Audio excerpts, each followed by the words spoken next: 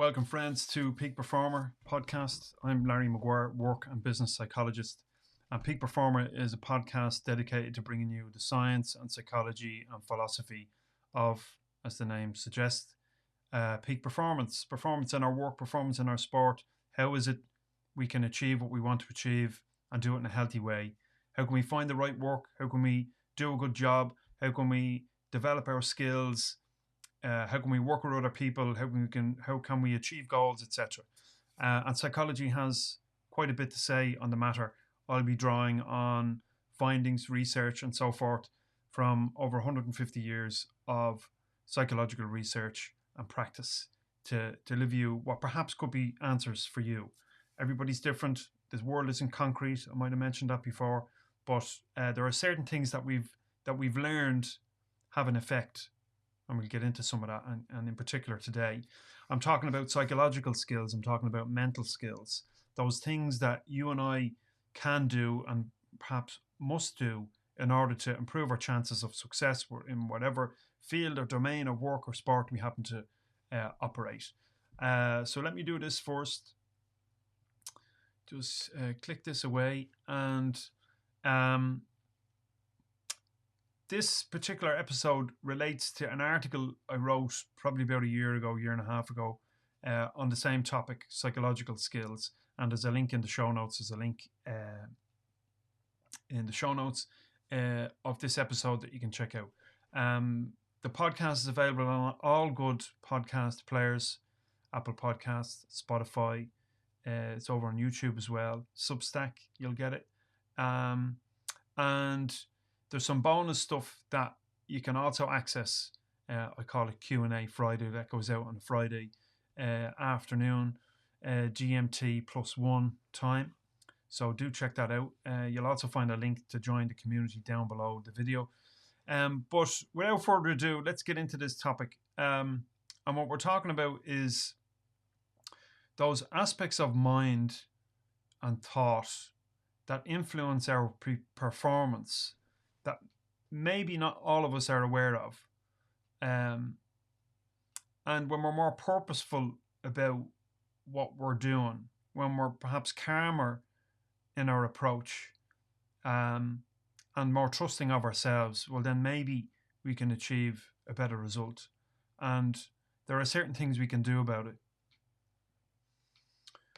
And these are, I refer to as essential mental skills. Psychological skills. You could talk about it in terms of what Daniel Kahneman referred to as System 1 and System 2. I don't get into that particularly in this article, but I will now because it's relevant. So Kahneman, the late Daniel Kahneman, very influential psychologist, won the Nobel Prize for, I think it was economics, for his theory, some of his theories related to economic behavior of people and so forth. But he spoke about the mind, or aspects of the mind, the mental structures, in the following way. He said there were two systems, System 1 and System 2, and he chose a very simplistic way of describing it, so that it's not simplistic, I suppose, easy for us to understand. System 1 he referred to as being automatic. It's biased. It just operates on its own. We don't have to think about it. We can train it, but we don't have to consciously make a decision. The decisions are made. For example, if you've ever driven a car down the street and passed through several sets of lights and your mind was on something else, maybe you were thinking about picking up your kids or the problem at work or whatever happened to be, and you weren't paying attention, all of a sudden you're through about maybe 3 or 4 sets of lights and you wonder who drove the car. Well, that's your System 1 driving the car. If you've ever looked and observed the brilliance of athletes in the Olympics, executing their performance to a high degree, or performers on a stage, or any expert in the throes of their work, and you appreciated how good and how accurate they were, you're probably observing them in System 1 mode, their System 1 being active. So it's that aspect of mind that operates without our purposeful intent. Um, in contrast, Kahneman also referred to System 2, which does require our thought. Creative work often requires our thought. And this is related to some of the topics that I would have spoken about before, such as motivation and how money influences motivation, how money is not always a good motivator. Because when we're doing mechanical tasks, repetitive tasks that we know and that we've been trained in, like putting lids on widgets and widgets in boxes and taping a box and putting it aside, and that's all we're doing all day, we don't have to think about that. Our mind can go elsewhere, and the organism will still act out the task. And if I say to you, I'll give you a 500 extra euro if you achieve, I don't know, 20% increase in the number of widgets that you box up and pack away, well then there may be a good chance that you'll achieve that because you don't have to think about it. It's automatic. Your organism has been trained to do it, and so it's easy. But if the task requires creativity and innovation and so on, throwing money at me is likely to have a detrimental effect, because now I need to stop. I need to think. I need to be creative. I need to work with other people. I need to come up with a solution that hasn't been found before, at least to my knowledge. And so it requires more mental effort. And this is what Kahneman referred to as System 2. So you can imagine you in a new environment in your work. Maybe you're presenting some new information to a room, or maybe you haven't done too many presentations before. And it feels a little bit daunting. And it feels daunting because you haven't done it and you're not familiar with it and your organism hasn't been trained to do it. And the neural pathways in your brain haven't been established yet, at least not to the degree that they need to be in order for you to execute without flaws. And so in a difficult, challenging new area or new piece of work, or maybe it's a new skill you're developing, you need to develop in your sport, well then it's going to take time, it's going to take effort, it's going to be a slog, at least at the start, before you're able to acquire the skill. There's a whole host of other factors come into play, such as working with a coach who knows how it needs to be executed, having a good relationship with that coach or that trainer or that teacher or whatever it happens to be, or maybe it's a mentor in the workplace. So you get the picture. System 1 and System 2. System 1 is automatic, it's biased, it's reactive, it's fast. Hence Kahneman's book, Thinking Fast and Slow. It's fast. System 2 is slower, more methodical, needs more time, takes a lot of mental energy to come up with the solution. So you can imagine in a training environment, System 2 is required to inform System 1. So they overlap. So all the while you're training yourself, you're training your organism to execute whatever it is you're doing. System 1 is learning these skills so that you don't have to think about it every time. Makes sense, right? So these are how skills are acquired. There's a lot going on. It's not as simple as that, but it's a good way to think about it. System 1 and System 2. So in many ways, when we're talking about acquiring new skills and developing the capacity within ourselves to cope with difficulty, to manage the challenge, to deal with the stress, to cope with the prospect of failure and so forth, we can let ourselves off the hook a small bit in that we just need to execute and take almost our concept of ourselves out of it. Oftentimes when we are learning something new, we feel all yucky and we feel tense and we feel uptight and maybe, I'm going to look like a fool if I get this wrong and so on. I often see this with young people that I train in sport. And it doesn't have to be that way. So when we think about it in terms of System 1 and System 2, all we have to do is consider that System 2 just needs more effort or more energy up front.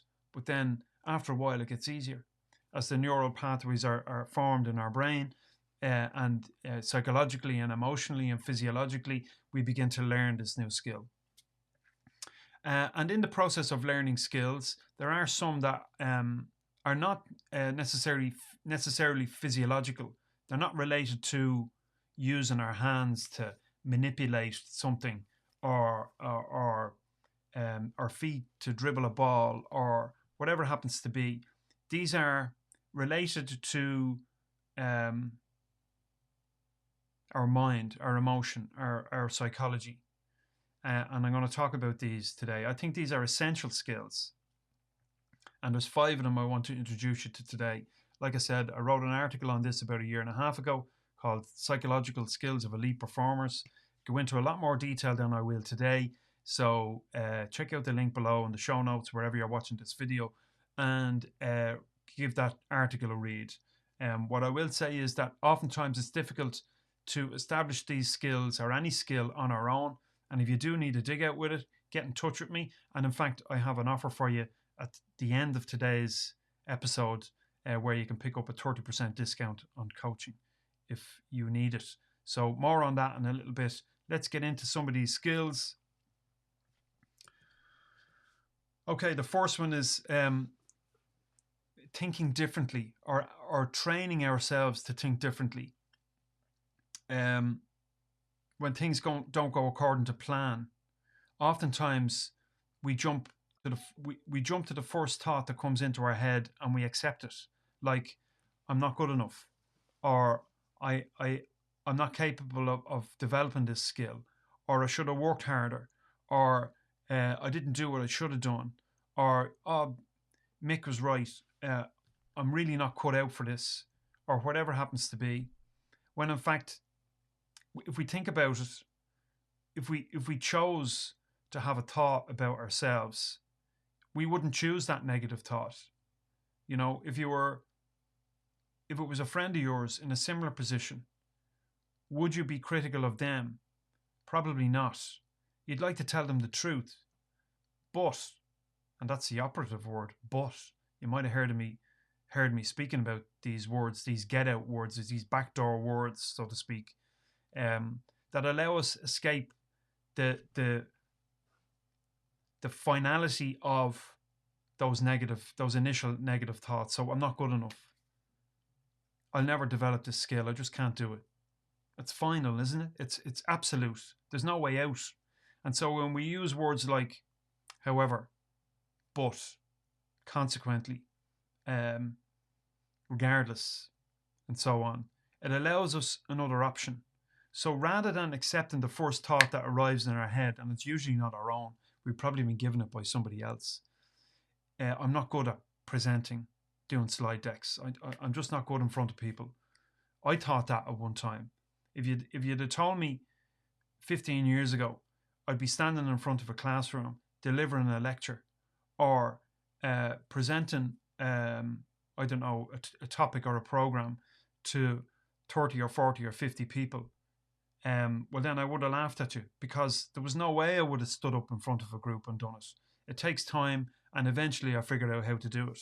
And so all skills are the same, I would argue, at least the psychological ones. It's a process of getting used to doing it. And so when we think, I can't do this, I'm not good enough for this, I don't have the skill, and so on, well, it's final, and we put ourselves in a box that we can't escape. But if you choose to use words like but, however, and so on, well then you have a chance to think differently. So, I can't do this today. I couldn't do this today. That didn't go well.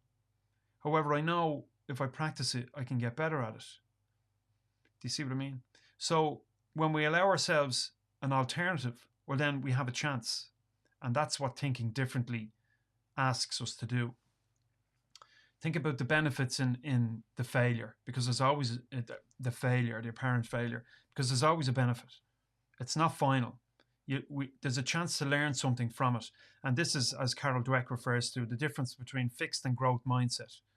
I've touched on this before in other episodes and other articles I've written on humanperformance.ie. The difference between those who grow, develop, obtain the skills necessary for success in work and sport and business and so forth, they use the failure as fuel for more. The apparent failure, they regard the failure as temporary. They believe that all they have to do is work a little bit differently or work a little bit harder in order to obtain the skill or develop the skill. So the first tip is teach yourself to think differently, to reappraise the situation, and think of it in a more positive light. Try obtain a benefit from it.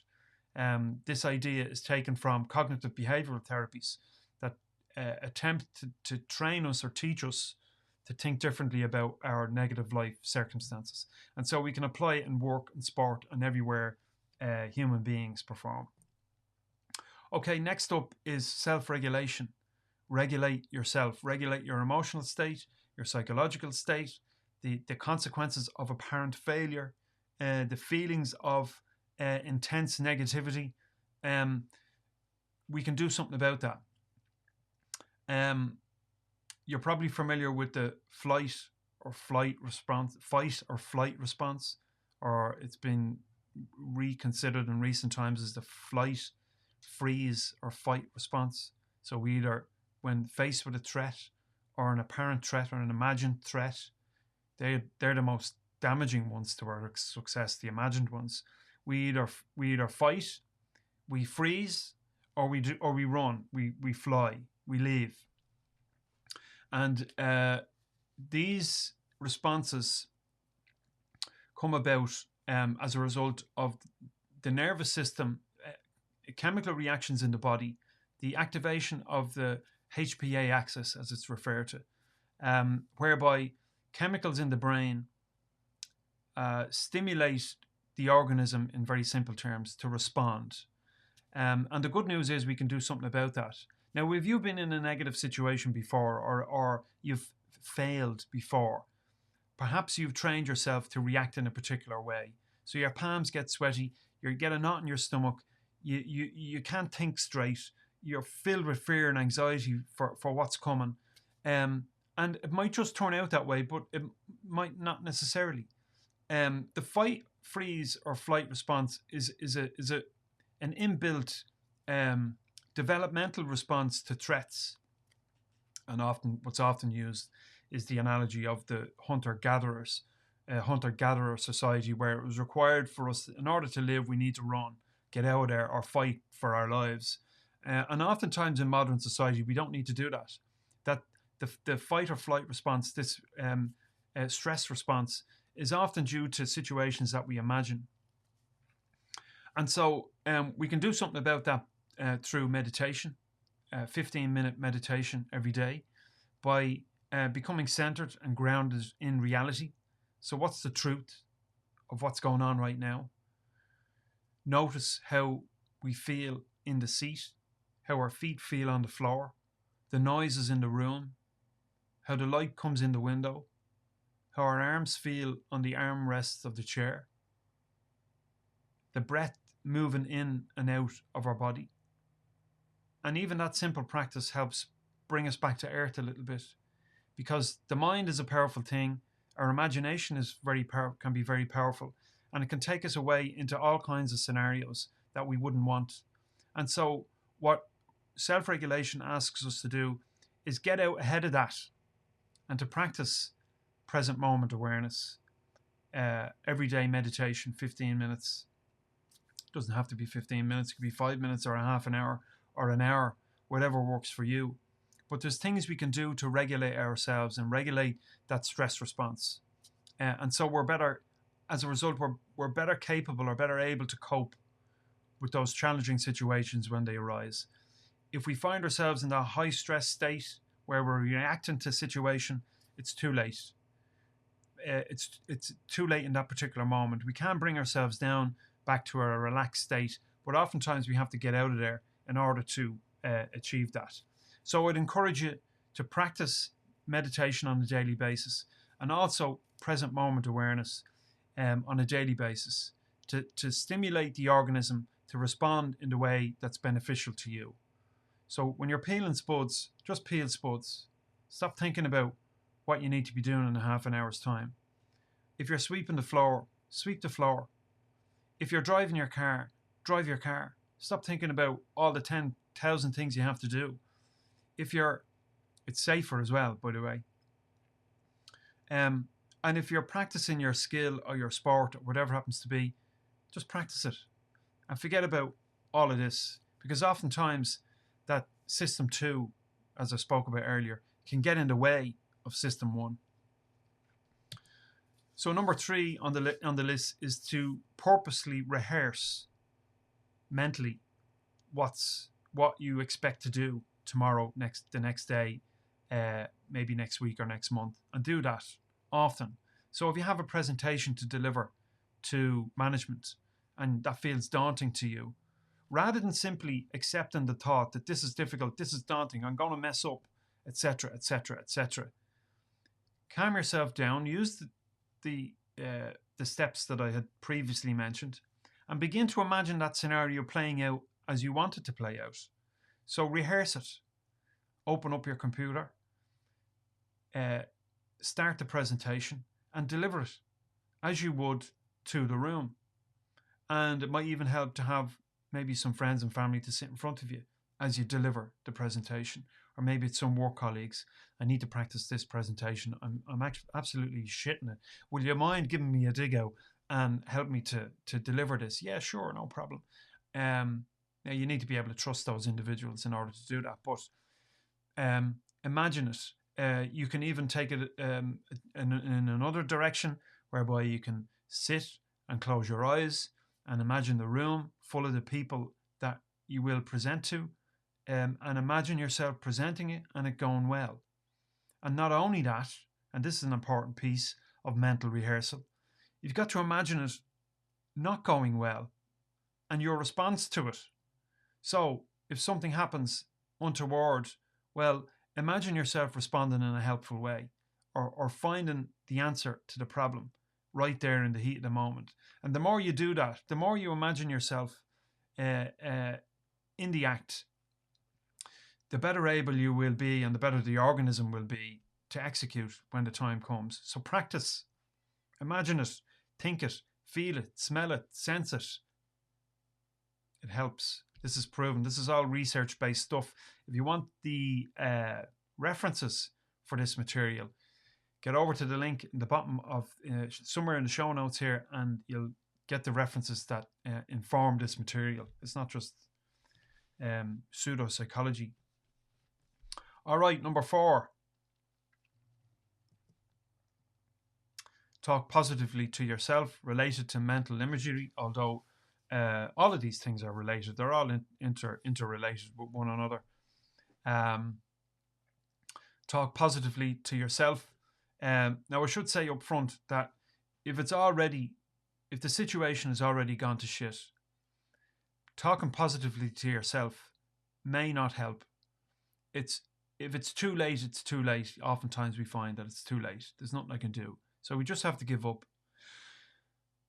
Take a deep breath, maybe have a break, come back and try again if the opportunity allows it. But positive self-talk can help as a cue for our performance, especially in sport. You'll see athletes in the Olympics as they approach the line or they approach the start point for their individual event. They'll speak to themselves. They'll give themselves cues such as tuned in, strong, fast, powerful, good start, good touch, good hands, speed, things like this. Single words that are meaningful to them that they can use to trigger and for their organism to recognize, right, game time. We're on. That's why you have to warm up in your sport. That's why we do warm-ups, in order to teach the organism that high intensity effort is required now. It's coming soon. So self-talk can help with that. Can help trigger the right performance at the right time. And one other point to note here is to acknowledge the difficulty if it's difficult and you're in the heat of the moment in a field sport, for example. You're not involved in the play that's happening right now. Maybe you're at the other end of the field. Maybe you're up against it. Recognize that this is problematic. Recognize that you're behind and what you need to do to recover. Recognize the difficulty and then accept or reaffirm for yourself that you have the capacity to find a solution, find the answer to the problem right now. So self-talk matters in the right context, at the right time, in the right environment. And number 5, and this is an important one, setting values-based goals. If you're a part of the Peak Performer community, you would have caught that video published a couple of weeks ago where I was talking about setting your values and subsequently establishing your values, I should say, and then subsequently setting your goals. It's an important, how you order these things is important. So your values are those things that you find important and that are always important, regardless of the work you're doing, the sport you're playing, whether you're with family, whether you're with friends, whether you're in a work environment, it doesn't matter. These things are to you most valuable, most important, and it doesn't matter where you are, what you're doing, what country you're in, so forth. This is how you live. This is what you stand for.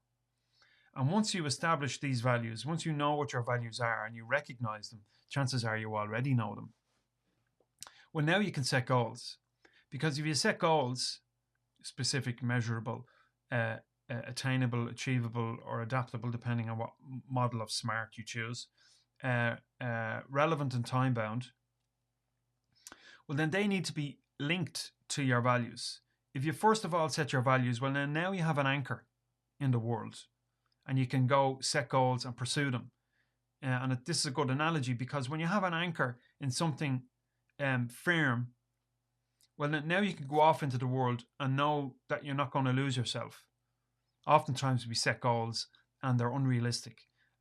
Maybe they're head goals, they're idealistic. Maybe we pick them up from somebody else, but they're not really in line with what we value. And so we fail. And then we beat ourselves up because we fail. When we know our values and we set our values, establish our values rather, then we can begin to set goals associated with these values. And there are steps for doing that. There are some documents free on Peak Performer for you to get a hold of. You can download them free and execute that. Really important orientation of values and goals and setting values-based goals. Acceptance and commitments theory, Stephen C. Hayes will talk a lot about setting values-based goals and understanding our values in that process. So they are our 5 tips, or 5 steps, 5 things that you can do to improve your chances of success, whatever it is you happen to be doing, whether you're launching a business, whether you've received a promotion and you're now in leadership, whether you are an athlete and you're competing, or whatever it is. If you zero in on these 5 things, chances are your chances will be improved. That's my assessment in any regard. And research and practice in the psychology of performance has shown these things to be true. One other thing I want to mention today, and I suppose I touched on it at the start, is that you're not on your own. You don't have to be on your own with these things in trying to develop these mental skills. This is what I do for a living. I meet with clients remotely, also in person at my practice in Dublin too, and we work on this stuff. You might be in your career, in an early career, you might be long established, you might have obtained a promotion, you might feel a little bit lost in your work and you're looking for a new thing to do. Maybe you've retired, maybe you've just you need a change. Well, these are the things we work on and they're fundamental.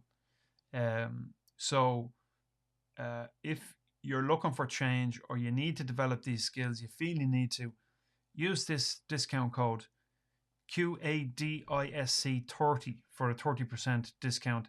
It's only valid for the month of August. And you can use it as many times as you want in August, book as many sessions as you want. It'll give you 30% off the session price. Currently, a one-to-one session is €120. You'll get 30% off that. I think it works out with about 84 or 85 euros. Don't know what that is in dollars or UK sterling. But the link below, click on it and you can go to the coaching page and avail of that discount. And we'll get working. So that's all I've got for you this week. Thanks for listening in. Thanks for watching. If you're watching on YouTube or on Substack, quick reminder: I'm Larry Maguire, work and business psychologist, and this is Peak Performer podcast. I talk about the psychology of performance applied as it's applied to work, sport, career, business, and so forth. And there are certain things that you and I can do to improve our chances of success.